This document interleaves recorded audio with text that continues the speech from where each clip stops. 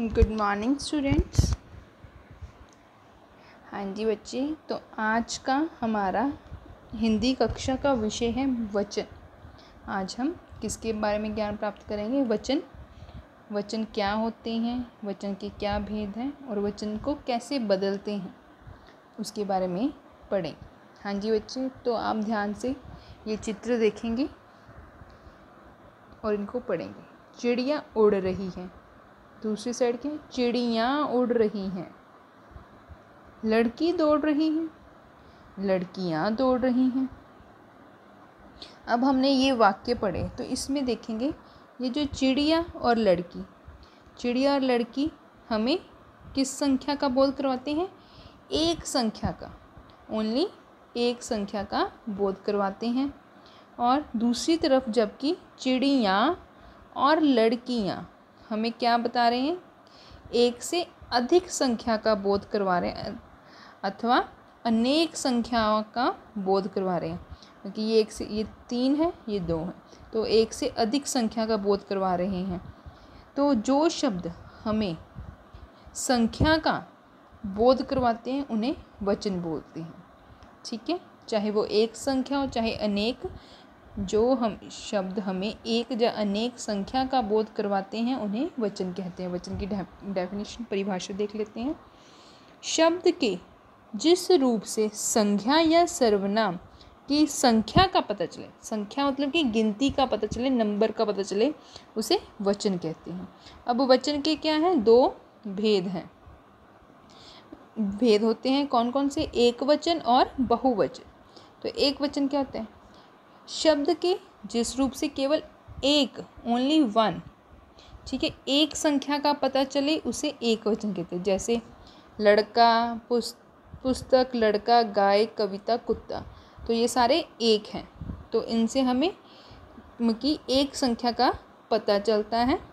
ठीक है, इन शब्दों से हमें एक संख्या का पता चलता है, तो हम इसे एक वचन बोलेंगे।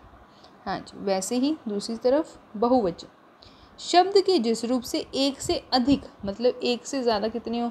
2 हो, 3 हो, 4 हो, जितने मर्जी हो। ठीक है, तो एक से अधिक संख्या का पता चले उसे हम बहुवचन बोलते हैं। उदाहरण के तौर पे पुस्तकें, लड़के, गायें, कविताएं, कुत्ते, तो ये हमें एक से ज़्यादा संख्या का बोध करवा रहे हैं, तो ये बहुवचन कहलाएंगे। हाँ जी बच्चे, तो ये हमारा मेन टॉपिक है आज का, जिसके बारे में मैंने आपको थोड़ा सा समझाया है। अब हम कुछ एग्जांपल्स लेंगे जिनमें हम की एक वचन को बहुवचन में बदलेंगे।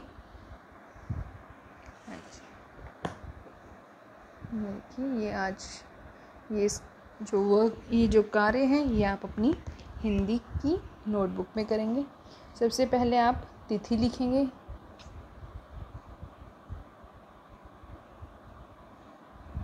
हाँ जी, तिथि लिखेंगे। तो आज की तिथि है 14 जुलाई 2020। कक्षा कार्य वचन बदलो हमारा विषय है। दिन है मंगलवार। एक वचन, तो ये सारे एक वचन। बहुवचन, तो ये सारे बहुवचन। हमने एक वचन को बहुवचन में हमने बदलना है। तो कुछ एग्जाम्पल्स हैं ये हम अभी पढ़ेंगे।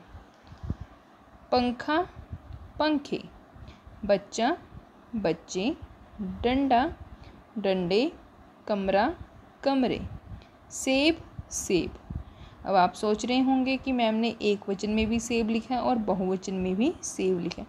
तो बच्चे, कुछ वर्ड्स ऐसे होते हैं जो एक वचन में भी सेम रहते हैं और बहुवचन में भी वो सेम रहते हैं, वो चेंज नहीं होते।